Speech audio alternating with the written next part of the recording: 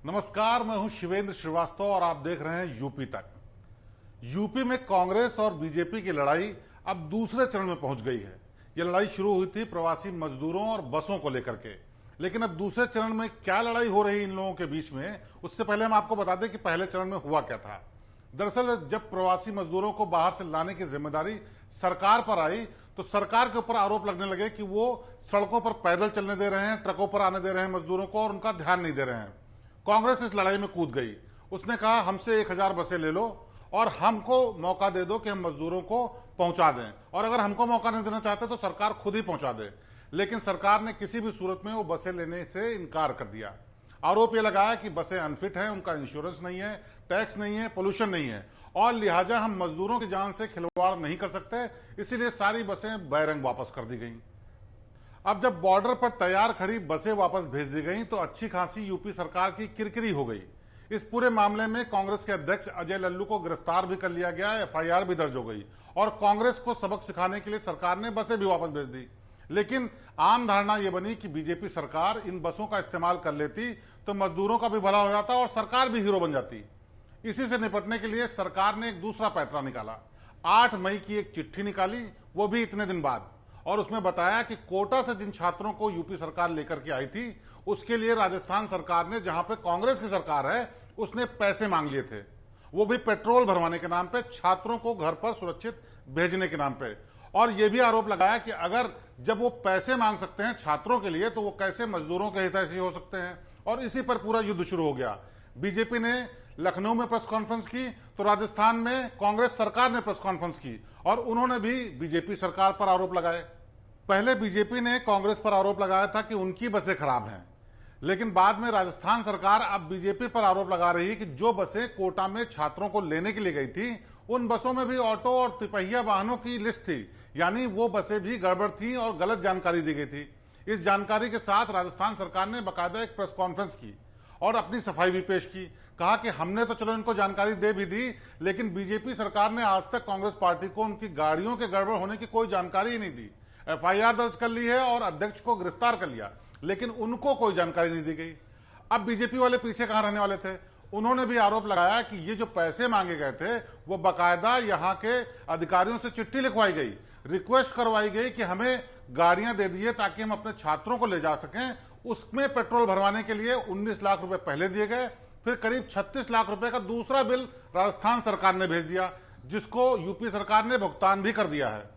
कुल मिलाकर बीजेपी सरकार ये कहना चाहती है कि कांग्रेस जो राजनीति करना चाहती है उत्तर प्रदेश में, जो दया भाव दिखा रही है मजदूरों के लिए उत्तर प्रदेश में, वही दया भाव उन्होंने राजस्थान के मजदूरों के साथ क्यों नहीं दिखाया।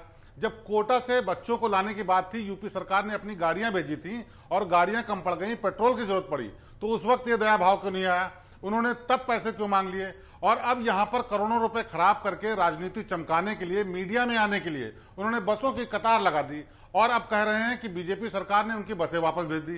तो लिहाजा बीजेपी सरकार यहां उत्तर प्रदेश में कहना चाहती है कि कांग्रेस तुच्छ राजनीति करने के लिए पूरा षड्यंत्र कर रही है और वो साजिश सब अब सामने आ चुकी है। उधर कांग्रेस पार्टी लगातार आरोप लगा रही है कि अपनी राजनीति के चक्कर में मजदूरों को सफर कराया जा रहा है, नुकसान पहुंचाया जा रहा है, उनको तकलीफ दी जा रही है। जब कांग्रेस ने बसें दे दी थी तो उनका इस्तेमाल होना चाहिए था। कोटा वाले छात्रों के बारे में जवाब देते हुए राजस्थान की कांग्रेस कहती है कि जब कोटा में छात्रों को लाने के लिए बसें यूपी सरकार की तरफ से भेजी गई थी तो उन्होंने खुद ही रिक्वेस्ट किया कि हमारे पास बसें कम पड़ गई हैं, तेल कम पड़ गया है और हमारा गाड़ियों में अगर तेल भरवा दिया जाए तो उसका पैसा हम भुगतान कर देंगे। लिहाजा हमने उनका यह प्रस्ताव स्वीकार कर लिया। उन्होंने अपनी मर्जी से चिट्ठी लिखी, अपनी मर्जी से तेल डलवाया और उसका हमने भुगतान ले लिया, तो क्या गुनाह कर दिया। लेकिन बात यहां दूसरी है। कांग्रेस का अगर इतना ही हितैषी होना बनता था मजदूरों के लिए तो उतना ही छात्रों के लिए भी बनता था, और अगर छात्रों को लाने के लिए वो मदद नहीं करना चाहते थे बगैर पैसे के, तो यहां यूपी में मजदूरों का मदद करने के लिए आखिरकार क्यों पीछे पड़ गए। और ऐसे में अगर बीजेपी सरकार ने मना कर दिया तो बीजेपी सरकार का कहना है कि हमने क्या गलत किया। कुल मिलाकर के ये राजनीति का मुद्दा है, चाहे वो बीजेपी के लिए हो चाहे कांग्रेस के लिए हो। सब मजदूरों के जरिए अपनी राजनीति चमकाना चाहते हैं और उनको इस बात की कोई फिक्र नहीं कि इस चिलचिलाती गर्मी में मजदूर सड़कों पर पैदल चल रहा है, खुले ट्रकों पर सफर कर रहा है जिसमें जान जोखिम में पड़ रही है, और एक दूसरे पर आरोप लगा करके कांग्रेस और बीजेपी ये दिखाना चाहते हैं कि वो सबसे बड़े हितैषी मजदूरों के वो खुद हैं, जबकि असलियत कुछ और ही है। मजदूर करीब 18 लाख उत्तर प्रदेश में पहुंच चुके हैं, जो कि सरकार के द्वारा किया जा रहा है कि वो लेकर के आए हैं। बाकी मजदूर पैदल और ट्रकों के जरिए आए हैं, जो कि असुरक्षित होकर के आए हैं। उनमें कोरोना संक्रमण भी बढ़ सकता है, उनकी जांच भी नहीं हुई और वो कैसे अपने घरों तक पहुंचते हैं वो मीडिया के जरिए तमाम बार जानकारी सामने आ चुकी है।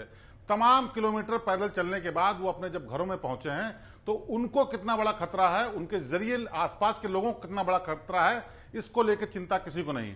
बस राजनीति इसी बात पे हो रही है कि बस तेरी थी या बस मेरी थी, किसका बस चलेगा। ऐसे में मजदूर कितना बेबस है, इसकी चिंता किसी को नहीं है। बहरहाल मुद्दा यह है कि साल 2022 में यूपी में विधानसभा चुनाव होने वाले हैं। इससे पहले कांग्रेस बुरी तरह परास्त हो चुकी है पिछले चुनाव में, इसीलिए मजदूर के रूप में उनको बड़ा वोट बैंक दिखाई दे रहा है। इसलिए कोई मौका वो नहीं छोड़ना चाहती कि मजदूरों को अपने पाले में किया जा सके।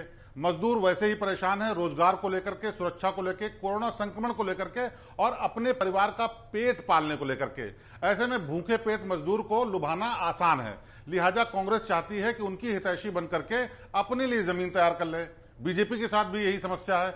उनको 2022 में कोरोना संक्रमण के काल की बड़ी चुनौती मिलने वाली है। ऐसे में मजदूरों को नाराज करके वो नहीं रह सकते, लिहाजा वो हर कोशिश करना चाहते हैं कि मजदूरों की मदद करके वो उनके मसीहा बन जाएं, ताकि वो आने वाले समय में जब चुनाव हो तो उसका पूरा फायदा उठा सकें। तो वोटों की इस राजनीति में मजदूर सबसे ज्यादा बेबस है, उसकी चिंता किसी को नहीं है। इसीलिए हमारी तो अपील है कि चाहे आप राजनीति कितनी भी करिए, लेकिन धरातल पर काम कुछ जरूर कीजिए जिससे लोगों का भला हो सके। कम से कम उसका भला हो सके जो दिन रात सिर्फ इसलिए खटता है ताकि हम और आप चैन से रह सकें। वो मजदूर जो सड़कों पर मीलों पैदल चल चुका है, कोरोना के संक्रमण के खतरे में है, परिवार पालने की उसके सामने बड़ी समस्या है, उसका भी ध्यान रखिए। बाकी राजनीति तो कभी भी चमकाई जा सकती है। तो यूपी तक की खास पेशकश में आज इतना ही। बाकी प्रदेश की ताजा तरीन और बेहतरीन खबरों के लिए आप देखते रहिए यूपी तक।